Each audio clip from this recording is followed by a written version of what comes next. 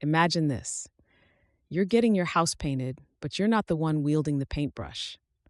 Instead, you've hired a team of professionals to handle the job for you. You gave them the instructions, chose the colors, and set the timeline, but in the end, they're doing the work. This scenario, believe it or not, is a perfect example of something called the passive causative in English grammar. Here's the thing. Causative constructions in English are all about someone causing something to happen, getting someone else to do something.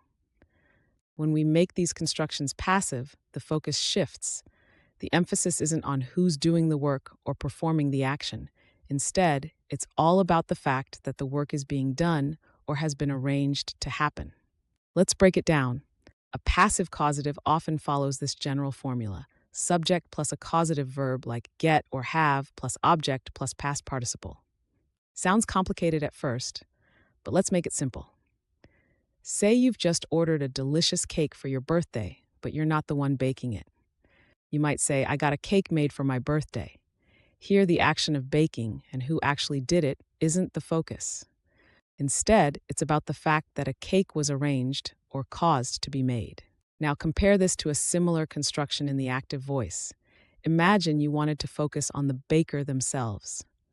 You'd say, I had the baker make a cake for my birthday. In the active version, the person doing the action is center stage. But in the passive causative, they fade into the background. It's all about the result. The cake exists and you made it happen, indirectly. One of the key features of the passive causative is its versatility. We use it to talk about all kinds of situations, everyday events where we arrange for tasks to get done. For example, I got my car repaired. She had her hair dyed. Or, we're getting the kitchen cleaned tomorrow.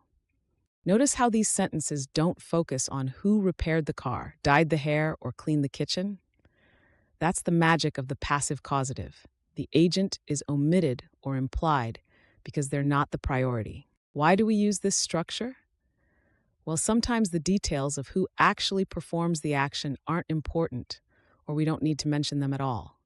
Instead, we're focusing on the fact that the action occurred or will occur, that it was caused to happen indirectly by us. The passive causative doesn't just make sentences concise, it also reflects real-life dynamics. Think about how often we arrange things to be done without directly doing them ourselves.